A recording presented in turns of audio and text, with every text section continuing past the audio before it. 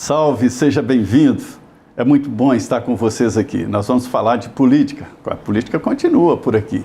Nós estamos falando diretamente dos estúdios da Jovem Pan, aqui no coração do Brasil, Planalto Central. E vamos falar de uma coisa que interessa a todos. Você sabe que a política mexe na sua vida. A casa que você mora, a escola do seu filho, o seu futuro, a projeção de futuro. E hoje o senador Marcos Pontes está aqui no nosso programa. Senador, tem uma música do Gabriel Pensador que fala muito bem, né? Por que astronauta? O senhor está no espaço e vem aqui para essa bagunça da Terra. O espaço é melhor do que a Terra, senador? Olha, em certos aspectos, sim. Mas essa aqui é a nossa Terra, essa aqui é a nossa... a gente tem que arrumar a nossa casa, sabe? Tem muita coisa para fazer. Não só no Brasil. Quando você está no espaço, essa visão da Terra como uma espaçonave que nos dá aí a vida, né, para todos nós, como se fôssemos tripulantes dessa espaçonave. Uhum. Dizem que é um sentimento único, né? Olhar a Terra de longe. A Terra é azul. Muda bastante a maneira como você pensa a respeito da sua vida, a respeito da sua missão aqui na vida. E o que é mais importante no final das contas? E a conclusão... sua pequenez diante do universo, né, senhor? Exato, e a conclusão é o seguinte, o que é mais importante são as pessoas. Você vê, já fui ministro de Ciência e Tecnologia, já posso dizer que uma das poucas pessoas que a vida já dependeu muito de tecnologia. Se falhar a tecnologia no espaço, você morre, literalmente. Tecnologia é importante, sem dúvida nenhuma, mas a coisa mais importante são as pessoas. Por isso a gente sempre tem que colocar as pessoas no centro de tudo. Por exemplo, agora nessa lei de inteligência artificial, a gente está colocando sempre o ser humano no centro. Pois é. O senador é do PL, o senador Marcos Pontes, do PL, é candidato à presidência do Senado Federal, um posicionamento muito importante, né? E é bom que tenha candidato, sim, oferecer uma oportunidade. É o primeiro mandato dele aqui no Congresso Nacional. E o que o senhor está achando do mandato? Era o que o senhor esperava? Era. É uma casa coletiva, né? Muito difícil de imprimir a sua característica pessoal. O que acontece? Eu era ministro de Ciência, Tecnologia e Inovações, ministro de Comunicações. Então, eu já tinha uma interação muito grande com o Congresso Nacional e também eu verificava do lado do Executivo as dificuldades que eu tinha com leis, com mudanças de leis que seriam necessárias e eu não via acontecer, talvez por falta de uma pessoa ou algumas pessoas no Congresso que entendessem mais do setor Ciência, Tecnologia e Inovações. Então, eu vim para o Congresso com isso em mente. Eu vou usar ciência, tecnologia, inovações, educação, empreendedorismo, ferramentas que todos os países desenvolvidos utilizaram para o seu desenvolvimento e o Brasil ainda está muito carente disso. Então, eu vim para cá com uma missão, né, na mão aqui, é isso que eu estou executando. Então, estou gostando bastante ali do Congresso nesse sentido. Eu conversei muito com o senhor durante a sua fase no Ministério, né, e vi a sua intenção de aplicar tecnologia, de desenvolver a tecnologia no Ministério, e inclusive um projeto do super laboratório. Era um momento ali de pandemia, né, em que todos começaram a se interessar muito por ciência. E esse super laboratório existe, né, ainda está em desenvolvimento. Está em desenvolvimento. O que nós fizemos? Durante a pandemia, um mês antes do início da pandemia, a pandemia começou no dia 11 de março de 2020. No dia 10 de fevereiro de 2020, eu reuni uma equipe dos maiores pesquisadores, cientistas, especialistas em viroses emergentes. E eles que me deram um plano para ser seguido durante uma possível pandemia. Então, e ela aconteceu. E dentro desse plano havia várias atividades, inclusive desenvolvimento de vacinas nacionais, né? Coisa que eu achava que o Brasil desenvolvia muitas vacinas. A gente achava, né? Achava que o Brasil era campeão no desenvolvimento de vacina. Era o que eu achava. Acho que a maioria da população achava isso. Aí eles disseram para mim, não, o Brasil produz vacina com tecnologia de fora, mas nunca produziu nenhuma vacina nunca desenvolveu nenhuma vacina própria. Falei, hora de fazer. Então nós desenvolvemos esse laboratório em Minas Gerais, hoje está plenamente funcionando ali no BHTEC, né, junto com a Universidade Federal de Minas Gerais, professor Gazinelli lá, Ana Paula. Inclusive tem vacinas nacionais sendo desenvolvidas, inclusive para cocaína, para ver uma... Pra ver é o UFMG, se não me engano. Junto com a UFMG. Além desse laboratório para vacinas, nós também desenvolvemos lá em Ribeirão Preto, em Botucatu, no CEVAP, um laboratório para desenvolvimento de medicamentos no Brasil. É a mesma ideia, só que para medicamentos. E aí tem um sistema completo. Com mais tempo eu posso explicar todas as partes desse projeto. E faltava também, na época, falou assim, olha, falta laboratórios de nível de biossegurança 3, que era o adequado para tratamento da Covid, para os cientistas trabalharem, os pesquisadores, com o vírus da Covid. E no Brasil não tem nenhum de nível de biossegurança 4, que é o nível máximo de biossegurança, não tem na América Latina. Então vamos fazer. Quanto custa fazer? 1,6, 1,8 bi. Aí eu consegui liberar o FNDCT em 2021 e com isso nós tínhamos recurso. Foi quando eu investi nisso aí. O fundo, né? O Fundo Nacional de Desenvolvimento Científico e Tecnológico foi liberado com a Lei 177. Isso já está pago. E ele tem agora o recurso para pagar. Está previsto lá dentro do FNDCT. Espero que eles usem para isso também. E então, com esse fundo, nós conseguimos ter os recursos para esse laboratório. Então, ele será construído, já começou, inclusive terraplanagem, etc., ali do lado do Sirius, do acelerador de partículas, colado no Sirius, o que vai ser uma instalação única no planeta Terra. Por quê? Os cientistas, num laboratório de nível de biossegurança 4, podem trabalhar com vírus de altíssima letalidade, como ebola, etc., com segurança, e além disso, por causa das linhas de luz do Sirius, é um grande laboratório, um grande microscópio, vamos dizer assim, eles vão conseguir ver o vírus em ação com a célula a nível molecular. E aí os cientistas vão ter que chutar se aquele vírus conecta na proteína P1, S1, que seja, porque eles vão ver ali. Isso vai acelerar muito o desenvolvimento de vacinas e remédios no Brasil. Na época o senhor falou um número assim absurdo de vírus circulando no mundo, né? Acho que é alguma coisa de 10 elevado a 60. Isso, tem um número, eu não lembro agora o número exato, mas um número muito grande. Inclusive, são vírus que estão circulando. Inclusive, existe outra coisa que é muito preocupante, que se chama superbactéria. O que acontece? Nós temos desenvolvemos ao longo do tempo, com a utilização indiscriminada de antibióticos, o ser humano vai desenvolvendo uma resistência antimicrobiana. O que acontece? De repente aparece uma superbactéria que ela é imune aos nossos antibióticos. E uma dessas aí conseguiria fazer um estrago algumas dezenas de vezes maior do que uma pandemia como a gente teve. Dá para ter ideia do tamanho do risco. Se aparecer uma bactéria resistente aos antibióticos conhecidos, né? Então, a gente tem que estar preparado para isso. Por isso que um laboratório como esse é importante. Eu acho que uma das maiores invenções do mundo foi o antibiótico, né, senador? Chegou numa época brava, pós-guerra, com muita gente penicilina, ferida. toda aquela história também no começo lá para isso. Chegou e as pessoas morriam por ferimentos simples, né? O problema é que as empresas, as indústrias farmacêuticas, elas não têm desenvolvido um número adequado de novos antibióticos. Então, a gente está ficando restrito na oferta de antibióticos e com a possibilidade cada vez maior de viroses emergentes por aí, inclusive uma superbactéria. Portanto, é urgente que a gente tenha um laboratório como esse, é urgente também a formação de pessoal e o investimento continuado em termos de biotecnologia, né, no Brasil e no mundo. Né? Senador, olhando assim para trás, com retrovisor, com maior segurança e independência, eu tenho a impressão que aquela história de fechar o mundo, parar o mundo, foi um erro histórico da humanidade. O senhor vê, olhando para trás, assim, que houve erros ali na relação com a Covid? É de se esperar que qualquer tipo de pandemia, algo novo, né, embora o mundo já tenha enfrentado outras pandemias, mas ela, vamos dizer assim, pegou o mundo desprevenido. E aí os dirigentes, de forma geral, ficaram sem saber o que fazer. A própria ciência ficou procurando, né? Nós ficamos procurando aqui alguns tipos de medicamentos que poderiam ser utilizados, a gente chama de medicamento de reposição, no próprio Ministério, lá no CNPEM, lá em Campinas, nós testamos mais de 2.000 tipos de medicamentos diferentes para achar alguns deles que talvez pudessem ter algum efeito na Covid, né, contra o vírus da Covid, para redução da carga viral. Foi todo um trabalho, não era? Foi um trabalho muito sério, feito por os melhores cientistas do Brasil e fizeram testes primeiro com inteligência artificial, depois in vitro, né, com células de macaco, depois células humanas e finalmente chegaram à conclusão de um deles que tinha uma capacidade maior de desenvolvimento, de redução de carga viral, que era a nitazoxanida, foi muito criticada no Brasil por desconhecimento, justamente inclusive da imprensa, porque ela fala um monte de besteira sobre isso, contra cientistas que são extremamente renomados. Fizeram os testes todos no Brasil, fizeram papers internacionais, não é fácil publicar um paper sobre isso aí.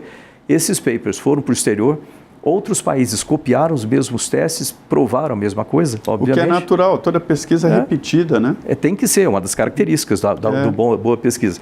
Aí isso tem, a Argentina testou, a Europa testou, só que chamava de N300 lá. Os Estados Unidos com a FDA. A Anitta, então, foi eficiente. Foi eficiente. Lá. Só que no Brasil não foi utilizada porque teve toda a confusão aí com outros tipos de medicamentos que falavam que não eram efetivos, etc. E ela acabou entrando no hall como se fosse assim, sem Então, sem olhando para trás, senador, o senhor faria diferente? O que o senhor faria diferente? Dentro do Ministério... um presidente da República convivendo com a pandemia que nós conhecemos. Dentro do Ministério, dentro do meu escopo de atuação no Ministério, eu não faria diferente. Nós fizemos ali tudo que estava, que era possível e mais, né, com os recursos, inclusive, que a gente tinha. Então, o Brasil hoje ele tem uma capacidade, inclusive se o pessoal pesquisar ali no Rede Vírus MCTI, pesquise lá e vai ver quanta coisa foi desenvolvida por essa equipe. Hoje o Brasil tem uma resistência, uma resiliência muito maior graças a esse trabalho do Ministério. Eu acabei de falar também do laboratório lá, que também vamos dizer assim, um legado do nosso trabalho ali, como o desenvolvimento de vacinas no Brasil, como o desenvolvimento de medicamentos. Então nós deixamos um legado muito importante para o Brasil, mas não dá para parar aí. Tem muito mais coisas para ser feito, entendeu? Senador, o senhor lida também muito com esta área que é importante, que é a área de educação. Sim. O Brasil deu, sim, um grande passo, um passo importante na educação com Paulo Renato, todos na escola. Ele colocou, sim, os brasileiros na escola como uma obrigação, né, mas não colocou qualidade. E a ideia era que a qualidade viria depois. Os nossos alunos não estão aprendendo, né, senador? E não há como desenvolver um país sem educação. Parece clichê, mas a educação é básica, né? É básica. Se a gente não tiver uma educação homogênea no país continental como o nosso, com tantas diferenças sociais, uma educação homogênea, ou seja, com qualidade semelhante, e qualidade para cima, colocar a régua para cima, não colocar a régua para baixo. Mediocridade não interessa a ninguém. A gente tem que ser grande e bom nessas coisas. E se não fizer isso de uma forma estruturada no país, lembrar que a gente tem aqui uma educação que era dividida em três níveis, com três, que eu digo, cidades, né? Municípios, estado e o federal, o que muitas vezes não se conversa da maneira como deveria. Uma pirâmide que pode ser invertida, né? Eu acho, por exemplo, né, que os professores... Porque o município cuida da educação básica, fundamental, isso, né? Exato. O estado cuida ensino médio e o governo torra uma grana danada nas universidades. E olha, sabe como que eu vejo? Nós temos uns 69, agora aumentou um pouquinho mais, das universidades públicas. Né?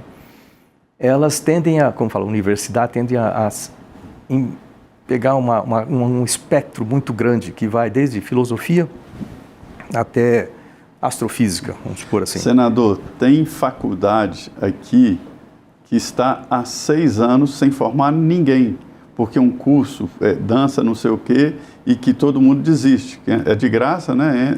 Passa no vestibular, entra e desiste. 6 anos sem formar ninguém, para ter uma ideia.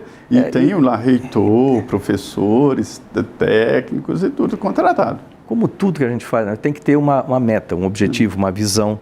E isso tem que ser integrado desde os municípios, desde o ensino fundamental. Aliás, antes também, da pré-escola, né? Aquela formação inicial também é muito importante. Que entrou na grade.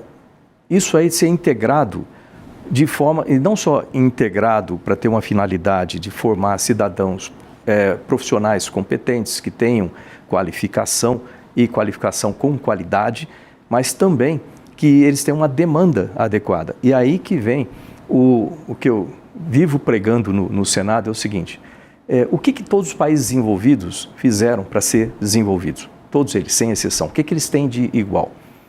Não é língua, não é região geográfica, o que eles têm é simplesmente a situação de poder investir em um tripé, educação e educação alinhada para ter sentido, né, o que vai ser feito, depois educação profissionalizante para dar já o começo da formação dentro das tecnologias mais atuais, depois pesquisa para transformar aquele conhecimento em inovações, novos produtos Indústria, investimento no empreendedorismo para transformar aquilo lá em demanda. Com a demanda, você traz os profissionais para investirem, ganhar dinheiro e se transformarem aí em futuros empresários grandes aqui no Brasil. Você precisa ter esse ciclo e vai empregar aquelas pessoas que foram formadas pela educação. Se a gente não conseguir fechar isso aqui, não adianta, é como se você queria tratar de um sistema trabalhando só um pedacinho do sistema. É interessante, o senhor fala, muita gente diz a educação é um ponto de partida, mas é preciso fechar, né? Ter a demanda. E, senador, eu sei que o senhor se preocupa muito também com a aplicabilidade, ou seja, a aplicação da educação, do conhecimento científico. Isso não é tão fácil, né? Como é que o aluno vai saber do dia a dia... O que vai fazer o que ali? Vai fazer? Aí que entra, onde que você consegue aplicar. Lembra que no Ministério tinha lá o CNPq, né? Que era para justamente investir em pesquisas. Às vezes uma pesquisa básica que a gente bolsas, chama, com as bolsas, são importantes, é importante ter recursos para essas bolsas. Às vezes o pessoal critica a pesquisa básica, fala assim, isso aí não serve para nada, o cara está pesquisando aqui. Mas se você juntar essa pesquisa básica, que aparentemente não serve para nada, com aquela outra, que também aparentemente não serve para nada, essas duas podem dar uma inovação disruptiva. Então a gente precisa sim investir em pesquisa básica, mas também utilizar essa pesquisa básica, transformar esse conhecimento em nota fiscal e emprego para o país. Para isso, a gente precisa ter no meio do caminho o que eu chamava no Ministério, em forma genérica, de centros de tecnologia aplicada. O centro de vacina, por exemplo, o Centro de Tecnologia de Vacina é um exemplo disso. Ele pega o conhecimento dos Institutos Nacionais de Ciência e Tecnologia, que trabalham com pesquisa de novas metodologias de vacina. O centro, ele tem produção de pequenos lotes de insumo, com um biotério próprio para fazer pré-testes daquelas vacinas, com a Anvisa trabalhando junto desde o começo para ter melhores práticas de laboratório e com as indústrias trabalhando juntos para que qualquer coisa desenvolvida ali possa ser diretamente aplicado e escalado pela indústria. Então, esse desenvolvimento para transformar o conhecimento em dinheiro, em nota fiscal, em emprego, é que a gente precisa ter mais cuidado. Para isso, a gente precisa ter um sistema no executivo, nos 3 níveis, muito mais focado e pessoas muito mais capacitadas, vamos chamar assim, em transformar projetos em realidade. Em realidade. O ex-ministro da Educação falou de uma maneira talvez incompreendida sobre a importância do ensino técnico, né? Sim. Só que ficou parecendo que ele disse que o brasileiro não precisava fazer curso superior. Precisa fazer curso superior. Mas ele quis chamar a atenção para a importância do ensino técnico. O ensino técnico é fundamental. Eu sou embaixador mundial do ensino profissionalizante, na World Skills International. Eu, inclusive, fui um dos criadores da fundação da World Skills para a criação de escolas técnicas no mundo. E é fundamental. Imagina uma empresa, e hoje em dia mais ainda, só no setor de tecnologia de informação e comunicação, a gente tem um gap, uma falta de pelo menos 500 mil profissionais de tecnologia de informação e comunicação, técnicos. E isso aí significa emprego. O que falta entre aquela pessoa que está procurando emprego, aquele jovem que não sabe o que vai fazer da vida, para chegar nesses empregos? Formação profissional. E essa formação ela pode variar desde alguns meses até alguns anos, mas o fato é que esse tipo de curso, eu criei até no Senado a frente para o ensino profissionalizante e tecnológico, eu sou o presidente dessa frente. E isso é essencial, você tira aquele garoto, isso aí foi a minha vida, né? O senhor tem uma história muito... Eu saí da periferia graças a isso. O senhor da periferia, né? Foi para a Força Aérea, né? Eu fui primeiro para a Rede Ferroviária Federal. Eu fiz um curso de eletricista no Senai, e eu estudava de manhã no Senai, à tarde eu era eletricista aprendiz na Rede Ferroviária Federal, ganhava meio salário mínimo. Com aquilo eu pagava um outro curso técnico à noite, que era o Colégio Técnico Profissionalizante em Eletrônica, ou seja, eu passava o dia todo focado em aprender, longe do risco social, vamos chamar assim. Aí depois foi para a Força Aérea. Depois fui para a Força Aérea, porque aí eu consegui delimitar meu caminho. Não gosta que fala da aeronáutica nesse termo, mas acabou, né? Força Aérea. Aí você foi para a Força Aérea, piloto de caça, que é elite da elite, isso, né? Da minha turma, são 10% dos que entraram na minha turma se formaram como pilotos de caça. Depois você fez ITA. Aí depois eu resolvi fazer o ITA, fiz vestibular do ITA e tudo mais. Aí eu juntei a parte de engenheiro com a parte de piloto de caça e me tornei um piloto de testes de aviões. Eu era empregão, né? Só testando avião. Aí você está sempre operando fora do envelope que a gente chama do avião. Então, às vezes você fala, você é louco de fazer essas coisas, né? Eu fazia o que eu chamava de abertura de envelope. Chama envelope porque você tem o gráfico, né, de altitude, velocidade, por exemplo, altitude, fator de carga. E a gente sempre operava fora, porque você tem que testar novos equipamentos, né? Para ver como que ele opera fora do limite. E depois que a gente vê até o ponto onde ele começa a resistir, começa a dar qualquer problema estrutural no avião, por exemplo, ou problema de controle, e aí a gente põe, aqui é o limite do avião. Então a gente põe uma margem de segurança e aquilo cria o que tem no manual de voo para os pilotos normais, vamos dizer assim, operarem. O senhor passou por muitos apuros? Passei por muito apuro na vida. Avião pegando fogo? Já tive fogo em voo, já tive o sistema hidráulico explodindo em voo. Já injetou? Não. Eu já passei, eu diria umas 7 vezes que eu lembro, assim, de chegar, botar a mão tem um punho, né, de ejeção. Eu falo, não, eu acho que eu vou conseguir segurar. E consegui segurar o avião e trazer o avião para casa. Mas já passei muito aperto, sem dúvida. O senhor já teve medo de voar? Não, a gente aprende a trabalhar com medo. Medo, né? Eu sempre falo, é a emoção básica do ser humano. Todo mundo tem medo. Se alguém fala assim, eu não tenho medo de nada, essa pessoa ou é doida ou não sabe o que está fazendo. Então, medo, ele faz parte. Agora, o problema é o que você vai fazer quando sente o medo. O coração acelera, você vai travar, vai congelar, vai ficar desesperado, vai focar, porque a tendência é a visão focar, você ficar sem saber o que fazer, a mente fica confusa. Então, com o treinamento, você acaba aprendendo a dominar o seu medo e atuar, fazer o que é necessário para sobreviver e para ajudar as outras pessoas. Às vezes o pessoal fala assim para mim, né? Fala assim, ô senador, o senhor não é aqueles caras que demonstram muita emoção, que chega e grita, assim, né? Coisa, fala assim, não é o meu feitio.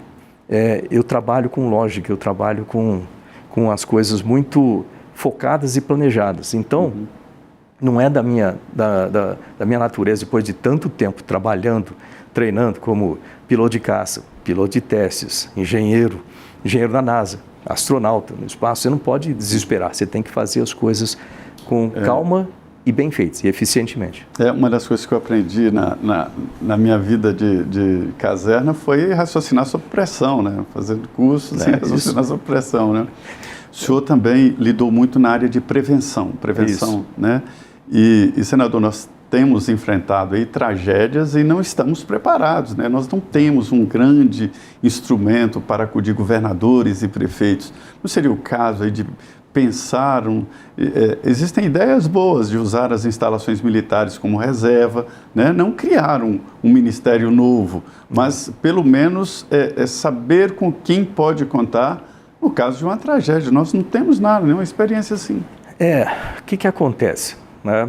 Você vê, esse é um dos meus projetos de lei também, de 2023. Como é que é a prevenção de tragédias? Eu coloquei, como eu falei, em 2023, mais de 300 proposições legislativas e várias delas vêm sendo aprovadas. Uma delas é a 5.002 de 2023, que trata de gerenciamento de riscos para desastres naturais. Eu trabalhei 30 anos com investigação e prevenção de acidentes, então é um setor que eu domino muito bem. É no CENIPA? Eu fui formado no CENIPA em 1987, isso revela um pouco a idade, né? 61 anos, fica assim. Então, 87 quando eu fui formado lá. Então, trabalhei com isso no Brasil, fora do Brasil, com a NASA e assim por diante. E aí, o que acontece?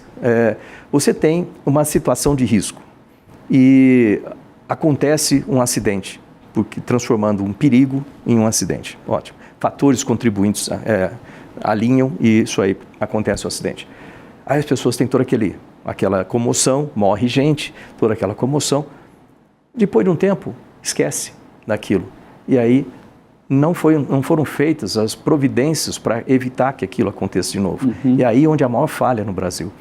Por isso que esse meu projeto de lei de gerenciamento de risco tem uma extrema importância, foi feito pelo CEMADEM e pela Defesa Civil. Então, um projeto muito bem feito, desenhado por eles, eu assinei, né, e participei, então eu conheço o setor.